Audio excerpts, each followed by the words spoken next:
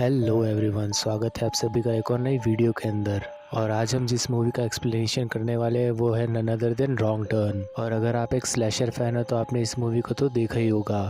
तो वीडियो शुरू करने से पहले मेरी आप लोगों से एक ही रिक्वेस्ट है, अगर आपने इस चैनल को सब्सक्राइब नहीं किया तो आप इसे सब्सक्राइब कर लें ताकि मुझे वीडियो बनाने की मोटिवेशन मिलती रहे और मैं आप लोगों के लिए ऐसी ही मूवीज़ लाता रहूं। तो मूवी की शुरुआत में हम देखते हैं कपल को, जिसमें है रिच और हैली। अब ये कपल वेस्ट वर्जीनिया के जंगल में रॉक क्लाइंबिंग कर रहा था और रिच यहाँ हैली से पहले उस पहाड़ तक पहुँच जाता है। फिर हैली रिच को अपनी मदद करने को कहती है, लेकिन रिच वहाँ से गायब हो चुका था। वो उसे आवाज लगाने लगती है और तभी रिच आकर गिरता है उस चट्टान के कोने पर। हैली कुछ भी समझ नहीं पा रही होती और तभी उसके मुंह पर आकर गिरती खून की कुछ बूंदें। और इसी सब के बीच रिच को कोई पहाड़ से नीचे फेंक देता है और फिर वो हैली को भी ऊपर खींचने लगता है, लेकिन हैली अपने चाकू से उस रस्सी को काट देती है, जिस वजह से वो नीचे जाकर गिरती है। अब हैली रिच के बिल्कुल बाजू में गिरी थी और उसका पैर भी टूट चुका था। रिच को मरा हुआ देख वो अपनी कार के पास निकल जाती है, लेकिन तभी उसका पैर एक वायर के अंदर फंस जाता है। वो अपने आप को उस वायर से फ्री करने की पूरी कोशिश करती है, लेकिन ऐसा नहीं कर पाती। और तभी उसके पीछे कोई आ जाता है जो कि उसे घसीटते हुए लेकर चला जाता है। फिर सीन शिफ्ट होता है और हमें हैली की ही न्यूज दिखाई जाती है। हमें पता चलता है कि वेस्ट वर्जीनिया के पास में बहुत सारे लोग गायब हो रहे हैं और इन सभी लोगों को गायब करने में हाथ है कुछ म्यूटेंट्स का।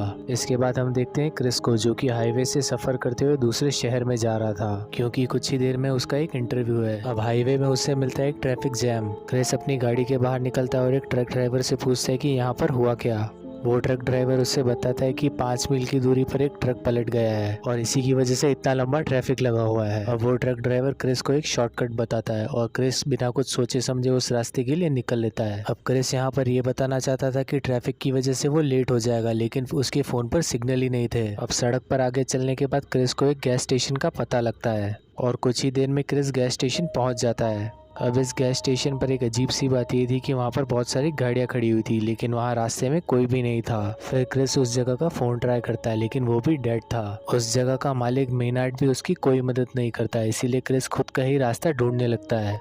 उसे वहाँ पर एक मैप मिलता है जिसके अंदर एक रोड मार्क थी और अब क्रिस उसी रास्ते के लिए निकल जाता है। फिर क्रिस के सामने यहाँ पर आते हैं 2 टर्न और क्रिस रॉन्ग टर्न के लिए निकल जाता है। अब क्रिस को वो रास्ता लिए हुए कुछ ही देर हुई थी और तभी उसे दिखता है एक मरा हुआ हिरण। अब क्रिस उस हिरण को देखते हुए गाड़ी चलाने लगता है, लेकिन इसी वजह से उसकी गाड़ी एक दूसरी गाड़ी पर ठुक जाती है जो कि रास्ते के बीच में खड़ी हुई थी।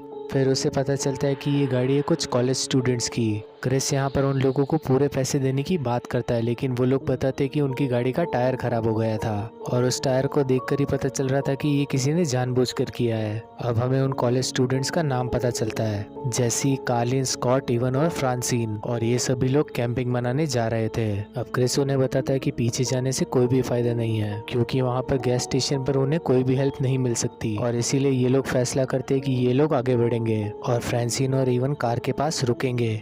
उस रास्ते पर चलते हुए ने ज्यादा देर नहीं हुई थी, लेकिन उन्हें तभी दिखता है एक मरा हुआ नेवला और वहाँ पर जंगल में किसी ने आग भी लगाई हुई थी। क्रिस को ये सब अजीब लग रहा था क्योंकि उसने मीलों से किसी भी इंसान को नहीं देखा, लेकिन उन लोगों के पास कोई रास्ता नहीं था, इसीलिए वो मदद ढूंढने को जारी रखते हैं और यहाँ कार के पास इवान गायब हो जाता है। फ्रांसिन को यहाँ लगने लगता है कि वो उसके साथ कोई मजाक कर रहा है और इसीलिए वो सड़क छोड़कर उसे जंगल में ढूंढने चली जाती है। जंगल में उसे दिखता है इवान का जूता और कुछ ही दूरी पर उसे दिखता है इवान का कटा हुआ कान। अब फ्रांसिन ये सब कुछ देखकर डर जाती है और तभी उसके पीछे से आता है एक भयानक आदमी। वो फ्रांसिन पर हमला करता है और उसे बहुत बुरी तरह से मार देता है। इसके बाद हमें फिर से यही लोग दिखाए जाते हैं जो कि डेड एंड तक पहुंच चुके थे। इस सब के आगे कोई भी रास्ता नहीं था, लेकिन तभी उन्हें एक कैबिन दिखाई देता है और ये लोग डिसाइड करते हैं कि ये मदद मांगने वहाँ पर जाएंगे।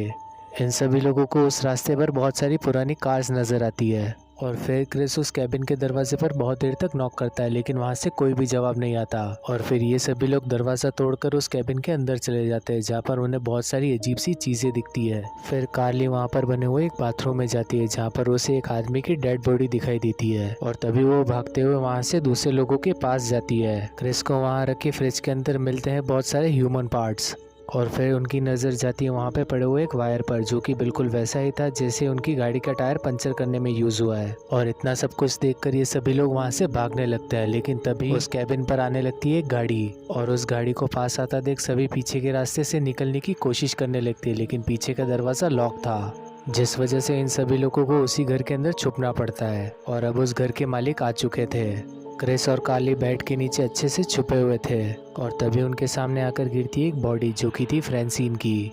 ये सब कुछ देखने के बाद क्रिस अपने आप को पूरी तरह से कंट्रोल करने लगता है और कुछ ही देर में वो केबिन के मालिक सो चुके थे और यहाँ पर इन लोगों को भागने का एक अच्छा मौका मिला हुआ था। वो सभी लोग यहाँ से निकल ही रहे थे, लेकिन तभी एक म्यूटेंट की नजर क्रिस पर पड़ जाती है। वो म्यूटेंट्स अपनी गाड़ी शुरू करते हैं और उन सभी लोगों का पीछा करने लगते हैं। यहाँ पर क्रिस और बाकी लोग खराब पड़ी गाड़ियों के पास आकर छुप जाते हैं। वो वहाँ पर पड़ी सारी गाड़ियों को स्टार्ट करने की कोशिश करते हैं, लेकिन अफसोस एक भी गाड़ी स्टार्ट नहीं होती और तभी इन्हें उन लोगों के ट्रक की आवाज आने लगती है। इस वजह से ये लोग छुप जाते हैं और अब हमें ये लोग सही से दिखाए जाते हैं। वो तीनों ही डिसफिगर्ड म्यूटेंट्स थे जिनके नाम थे वन आई, सॉटूथ और थ्री फिंगर।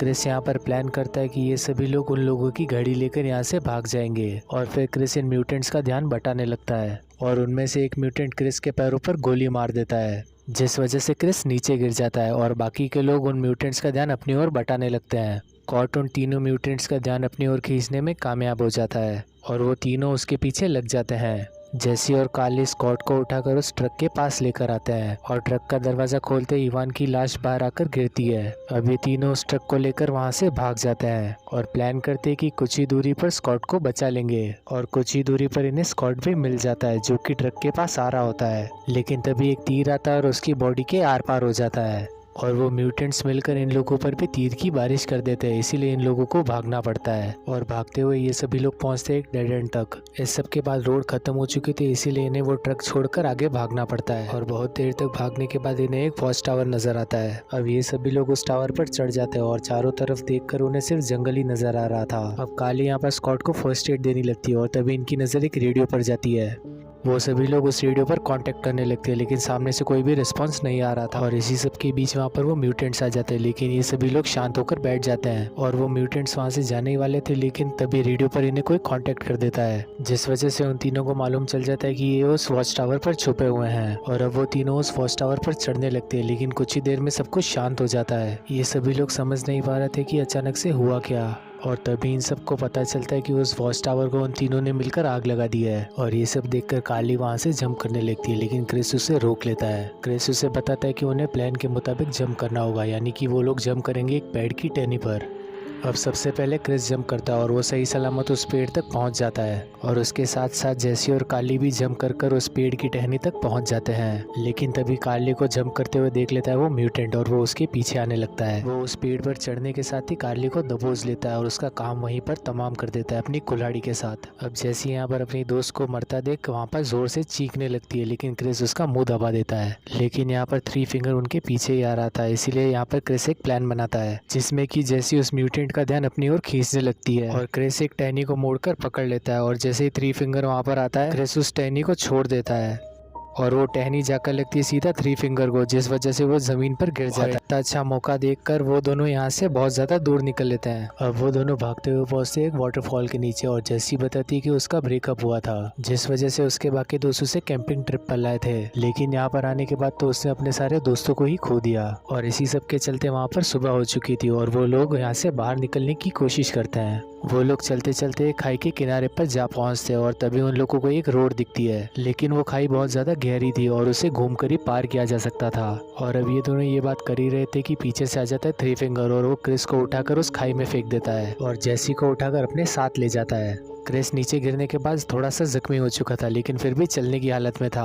वो उस रोड तक पहुंचता है और तभी उसे दिखती है वहाँ पर एक पुलिस की गाड़ी। वो उस पुलिस की गाड़ी को रोक लेता है और तभी उस गाड़ी के अंदर से निकलता है पुलिस वाला और ये पुलिस वाला इन लोगों को ही ढूंढते हुए आया था, क्योंकि पिछली रात इन लोगों ने उसे रेडियो की मदद से कांटेक्ट किया था। और ये सब कुछ सुनकर क्रिस की खुशी का कोई ठिकाना ही नहीं था। लेकिन तभी वहाँ पर आ जाता है थ्री फिंगर और शेरिफ की आंख में एक तीर मार देता है, जिस वजह से वो शेरिफ वहीं पर गिर जाता है। और ये सब देखकर क्रिस जाकर छुप जाता है झाड़ियों के अंदर और तभी वहाँ पर आ जाता है थ्री फिंगर और उस शेरिफ का पूरा खेल खत्म कर देता है। फिर वो उसकी डेड बॉडी को उठाता है और उसकी गाड़ी में डालकर वहाँ से निकलने लगता है और तभी क्रिस आकर उस गाड़ी को नीचे से पकड़ लेता है, जिस वजह से वो भी उन लोगों के साथ ही चला जाता है। फिर हम देखते कि एक म्यूटेंट जेसी को टेबल से बांध देता है। वो जेसी को मारने की तैयारी करने लगता है, लेकिन तभी वहाँ पर आ जाता है थ्री फिंगर और फिर उसे थ्री फिंगर की मदद करनी पड़ती है उस शेरिफ की डेड बॉडी को उठाने के लिए। वो दोनों मिलकर उस बॉडी को अंदर लाते हैं, लेकिन थ्री फिंगर को अभी तक ये नहीं पता था कि वो क्रिस क्रिस को भी अपने साथ लेकर आ चुका है। और फिर क्रिस उनके दरवाजे पर आग लगा देता है, जिस वजह से वो म्यूटेंट्स भागकर बाहर चले जाते हैं। और फिर क्रिस अंदर आकर उनके घर को अंदर से भी आग लगा देता है और जेसी को फ्री करने लगता है। लेकिन तभी वहाँ पर सॉटूथ आ जाता है और क्रिस से उसकी हाथापाई हो जाती है। अब क्रिस यहाँ पर उसे बहुत बुरी तरह से मारने लगता है और फिर वहाँ पर थ्री फिंगर आ जाता है, जो कि क्रिस पर कुल्हाड़ी से हमला कर देता है। लेकिन क्रिस उसकी कुल्हाड़ी लेकर उसी के सर पर दे मारता है। फिर क्रिस उसी कुल्हाड़ी से वन आई को भी नीचे गिरा देता है और जेसी को फ्री करने लगता है। लेकिन तभी वो देखता है कि सॉटूथ अभी तक जिंदा है। फिर उसकी नजर जाती है वन आई और थ्री फिंगर पर, जो भी अभी तक जिंदा है।